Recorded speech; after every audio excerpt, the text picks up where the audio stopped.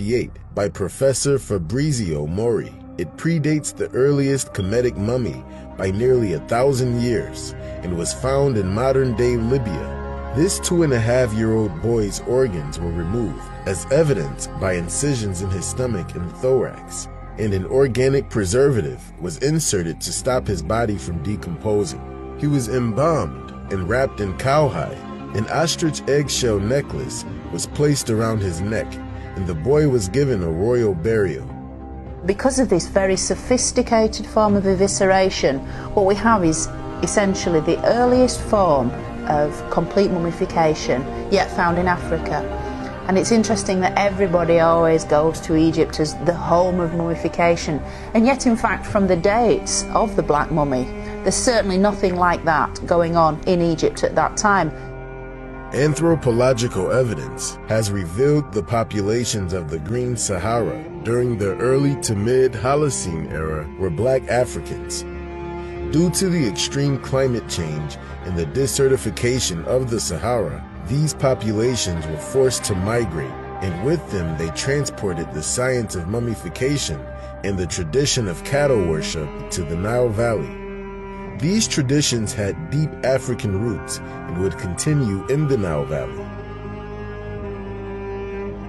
We found the bones and charcoal of cattle, so this was really the very first hard evidence, archaeological evidence of some kind of ritual connected to the cattle cult. I find it very interesting that these animal-headed human figures exist outside of Egypt at such an incredibly early date, and then later in pharaonic culture you find exactly the same motifs repeated in the very sophisticated Egyptian art form.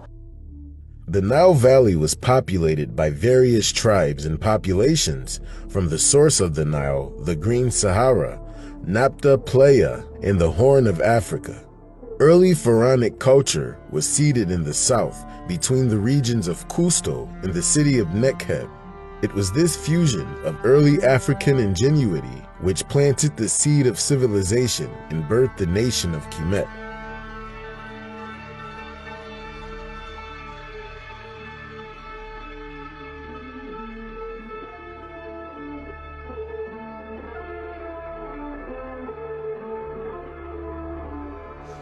We have just here Tripoli, we have here Cairo and the Nile, and just in the center we have the Caucasus Mountains, and we have Algeria, Libya, Egypt, and Sudan, and Chad, and Niger, and Mali. So this area is bigger than Europe, so it means that all this very, very large extent was inhabited during ancient times by the same ancient African Saharan culture. I find it quite extraordinary that this Central Saharan civilization shows all the features we generally associate with later Egyptian pharaonic culture, and mummification is a prime example. There are definite links between the two cultures.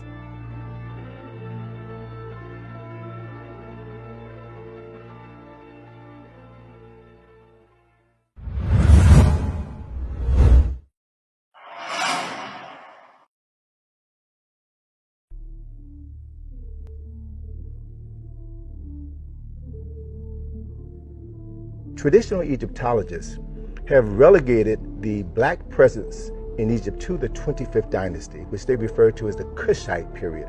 It's a period of time in the 8th century BC when indigenous Africans from Kush came into Kemet, which had fallen on hard times. It was invaded by Libyans and Assyrians and others. They came into Kemet to restore the land of their ancestors. Those were their specific words, to restore the land of their ancestors. And for approximately 100 years, 5 African rulers, Kushite rulers, came into Kemet, drove out the foreigners, and then rebuilt Kemetic culture and civilization. The Libyans, who'd fought for the Egyptians as mercenary generals, gradually infiltrated Egypt's power structure and eventually took power as the 22nd dynasty. Egypt's Libyan rulers understood that looking and acting Egyptian would help to keep the country under their control. Yet in some ways, these images are simply window dressing, lip service to ancient Egyptian traditions in order to claim a greater prize. For the Libyans had organised nothing less than the state-sponsored plundering of Egypt's royal tombs. They were so transfixed by the wealth, by the gold, by the bling of ancient Egypt. They wanted it for themselves, and over their several centuries' rule, while they appeared to look like pharaohs and to rule as pharaohs, Egypt never feels to have been a cohesive, united kingdom. They weren't Egyptians at heart, and that's really what mattered. Egypt needed a regime that could reconnect with its most powerful asset, its history. And by 747 BC, that's what happened, when the Kushite rulers of Nubia made a direct spiritual connection with Egypt's glorious past. The religious and cultural ties of Kemet and Nubia run deep. So in 747 BC, when the Libyans occupied Kemet, Nubians from the kingdom of Kush marched north to restore law and order. Kemet was weak from being invaded repeatedly by the nomads. But when the Kushites arrived, it wasn't to ravage or destroy. They saw this as an opportunity to seize power and restore Kemet to its former glory. The Kushites spent a considerable amount of time rebuilding the great monuments and temples. This differs greatly from the Libyans and other Asiatic invaders who came to pillage and plunder. The Kushite pharaohs built columned temples with pylon gateways and added to the great Amen temple complex of Karnak. They also took the old kingdom's religious text and transferred them into stone for better preservation. An example of this is the Shabaka stone, named after the Nubian king who had it inscribed. On the stone, Shabaka added, "I found the writings of the ancients damaged, and I restored it better than it was."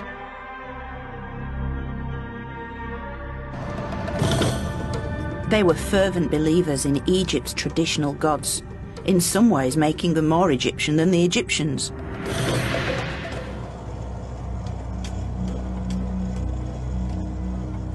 Beliefs that centred on this great sandstone mountain, Jebel Barkal. For centuries it had been regarded as the mythical mound of creation.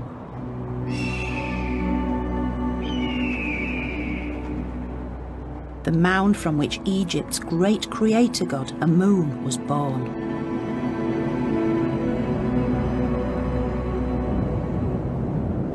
Here is the holy mountain. This is where the god lived in his primeval form.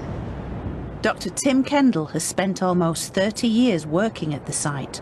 Being at the southern limit of the empire, it was where the Nile began, where fertility began, and so it had to be the place where creation began. So this was they imagined this as the birthplace of the god Amun. As the Kushite kings gained increasing military power, they also claimed Egypt for themselves. So when King Pi led a Kushite invasion of Egypt in 747 BC, he didn't plunder or destroy, but restored and rebuilt, and founded Egypt's 25th dynasty. The irony is that he's conquering Egypt to put everything right, I suppose. So it's all such a cycle of rebirth, regrowth, redevelopment, and the Kushite kings are really kind of tapping into that ancient power source and just sort of giving it back to the Egyptians. It's like starting time all over again and doing it right. So they had that same sense of history and continuity as the Egyptians. They are the natural successors of the 18th dynasty kings. And as such, the Kushites left a legacy of renewal and resurrection.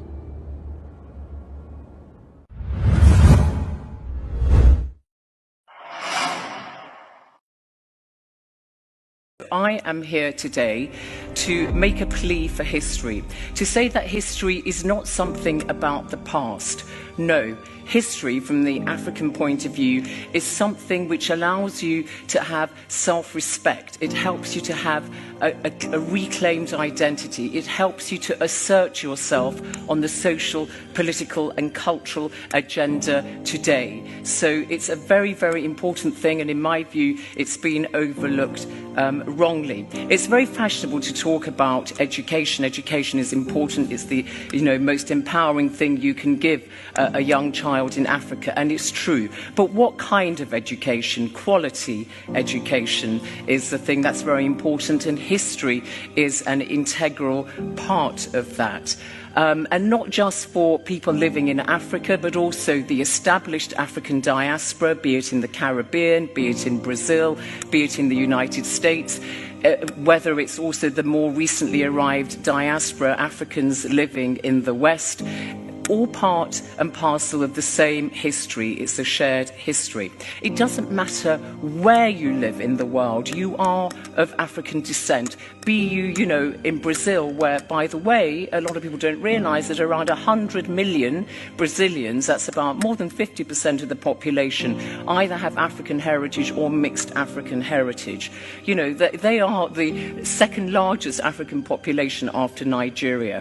Or the African American diaspora, the most powerful and influential diaspora of Africans in the world. Our history is about identity. It's about self-respect. It's about claiming our own narrative. So it's that oneness of the disparate community. It's bringing everybody together under, one banner. Only when lions have historians will the hunters cease to be heroes.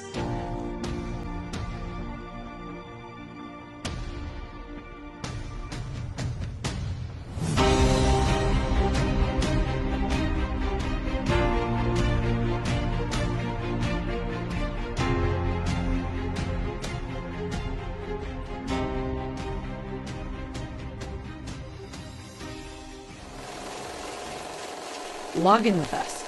www.knowthyselfinstitute.com. Support the channel by tapping that like, subscribe, and notify button to be alerted to new content. Education is king. Knowledge of self is omnipotent. Know thyself.